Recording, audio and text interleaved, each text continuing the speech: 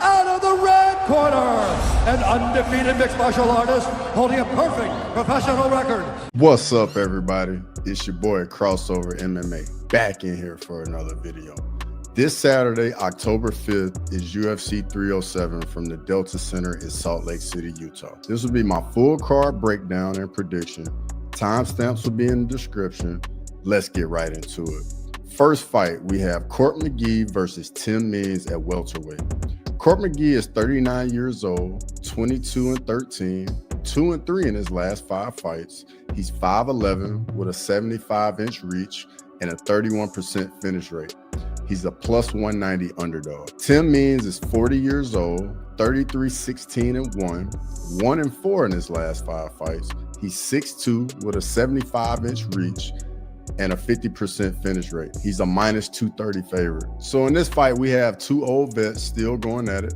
I think this will be a competitive fight, but McGee's lack of power worries me. So I'm gonna go with the Dirty Bird, Tim Means by decision. Next fight, we have Ryan Spann versus Ovince St. Preux at light heavyweight. Ryan's 33 years old, 21-10, 2-3 in his last 5 fights. He's 6'5" with a 79-inch reach and a 58% finish rate. He's a minus 340 favorite. OSP is 41 years old, 27-17, 2-3 in his last 5 fights. He's 6'3" with an 80-inch reach and a 46% finish rate. He's a plus 265 underdog. In this fight, I think Ryan Spann will be looking to come forward and OSP will be fighting off his back foot, trying to counter. I can potentially see in this fight being a bit slow paced, but I think at some point Spann will land a big shot and really hurt OSP bad. So I'm ultimately gonna go with Ryan Spann by KO. Next fight, we have Carla Esparza versus Tisha Pennington at straw. Carla Esparza is 36 years old, 20-7, 4-1 in her last 5 fights. She's 5'1" with a 63-inch reach and has a 30% finish rate. She's a plus 150 underdog. Tisha Pennington is 35 years old, 13-7, 2-3 in her last 5 fights. She's 5'1" with a 61-inch reach and has a 10% finish rate. She's a minus 180 favorite. Esparza hasn't fought in almost 2 years. Tisha Pennington had a very close fight with Tabitha Ricci 4 months ago, and she competed very well. Like, she looked pretty good in that fight. Esparza has a 35% takedown accuracy, and Pennington has a 65% takedown defense. I see Pennington keeping this fight on the feet mostly, and I think she's gonna eke out her way to a decision win. Next fight, we have Cesar Almeida versus Ihor Potieria at middleweight. Cesar Almeida is 36 years old, 5'1", 4-1 in his last 5 fights. He's 6'1" with a 74-inch reach and a 67% finish rate. He's a minus 400 favorite. Ihor Potieria is 28 years old, 20-6, 2-3 in his last 5 fights. He's 6'3" with a 75-inch reach and a 58% finish rate, and is a plus 310 underdog. In this fight, I see it playing out on the feet. I think it would be smart for Potieria to try and use his grappling and implement that. Almeida has some solid striking with his kickboxing background, and Potieria doesn't have the best cardio, and this fight is at altitude, so that's not a good recipe. So ultimately, I'm gonna go Almeida by KO. Next fight, we have Austin Hubbard versus Alexander Hernandez at lightweight. Austin Hubbard is 32 years old, 17-7, 3-2 in his last 5 fights. He's 5'10" with a 71-inch reach and a 29% finish rate. Alexander Hernandez is 31 years old, 14-8, 1-4 in his last 5 fights. He's 5'9" with a 72-inch reach and a 36% finish rate. In this fight, I think Hernandez might be a little faster. I think both guys will have some success on the feet. Hernandez does get hit a lot, and I think we'll also get some grappling in this fight as well. So I just see this fight being in the clinch, on the ground, on the feet, and I think we're gonna see all the mixed martial arts in this fight. But I think Hernandez is with the speed advantage. He's going to point himself to a decision win. Next fight, we have Marina Rodriguez versus Yasmin Lucinda at strawweight. Marina Rodriguez, 37 years old, 17-4-2, 2-3 in her last 5 fights. She's 5'6" with a 65-inch reach and a 35% finish rate. She's a plus 145 underdog. Lucinda is 22 years old, 16-5, 4-1 in her last 5 fights. She's 5'3" with a 66-inch reach and a 52% finish rate, and she's the minus 175 favorite. We have the vet going against the young, hungry prospect in this fight. Rodriguez's age and her grappling have been her Achilles heel. I think Lucinda is definitely going to implement the grappling here, and I think it's going to give Rodriguez major problems, and I think Lucinda is going to use that grappling to eke out a decision win. Next fight, we have Stephen Wonderboy Thompson versus Joaquin Buckley at welterweight. Stephen Thompson is 41 years old, 17-7-1, 2-3 in his last 5 fights. He's 6 foot with a 75-inch reach and a 36% finish rate. He's a plus 160 underdog. Joaquin Buckley is 30 years old, 19-6, 4-1 in his last 5 fights.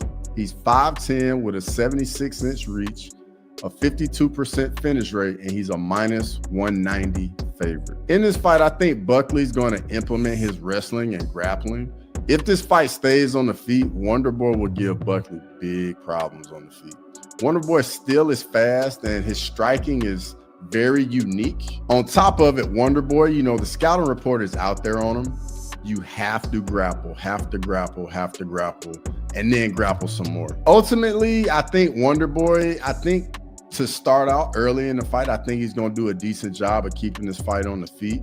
But I think at some point, Joaquin Buckley is going to get a takedown and just start to wear on that gas tank, use a little bit of ground and pound, and control Wonderboy. And so I'm going to go Joaquin Buckley by decision. Next fight, we have Roman Dolidze versus Kevin Holland at middleweight. Roman Dolidze is 36 years old, 13-3, 3-2 in his last 5 fights. He's 6'2" with a 76-inch reach and a 63% finish rate.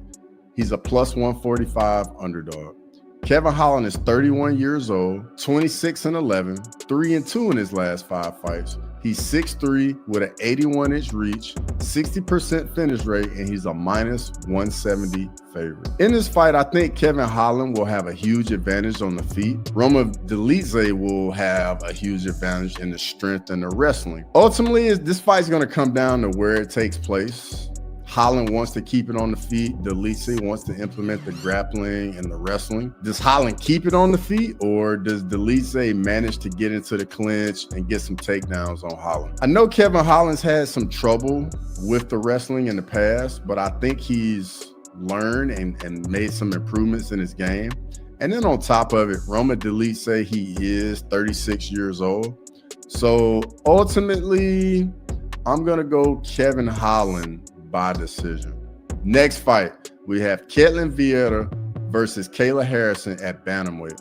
Ketlen Vieira is 33 years old, 14-3, 3-2 in her last 5 fights. She's 5'8" with a 68-inch reach, 35% finish rate, and she's a plus 550 underdog. Kayla Harrison is 36 years old, 17-1, 4-1 in her last 5 fights. She's 5'8" with a 66-inch reach, 72% finish rate, and she's a minus 800 favorite. In this fight, I think it's just a matter of time before Kayla Harrison gets her hands on Vieira in the clinch, and at some point she's going to get a takedown. I think she's just too strong and too physically imposing to be denied. I really just see Harrison just ragdolling Vieira and winning by submission. Next fight, we have Jose Aldo versus Mario Bautista. Jose Aldo's 38 years old, 32-8, 4-1 in his last 5 fights. He's 5'7" with a 70-inch reach,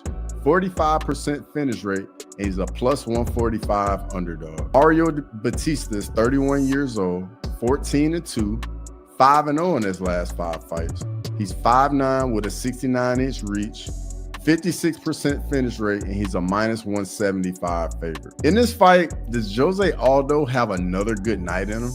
Aldo looked really good in his last fight against Jonathan Martinez at UFC 301. I think the altitude could play a role in this fight because Aldo does slow down in his fights. And then on top of it, Bautista does have really good cardio. But I think the experience factor and Jose's takedown defense and his striking still looks very good, and he hasn't really lost much speed. So I'm gonna go with the wily vet and Jose Aldo by decision. Next fight, we have the co-main event, Raquel Pennington versus Juliana Pena for the women's bantamweight title.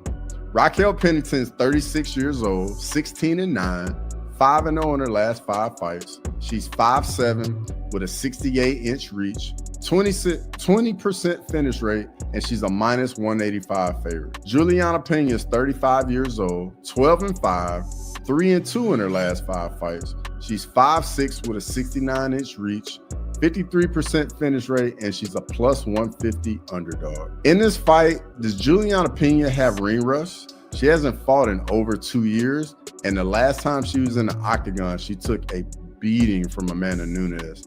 Then she also had an injury right before what was supposed to be the trilogy with Amanda Nunes at UFC 289 in June 2023. Raquel Pennington shows up to fight each and every time. She has a lot of grit. I think Pennington's the more skilled fighter in this fight. But with that said, Pena is also a dog, and I mean, she definitely has grit as well.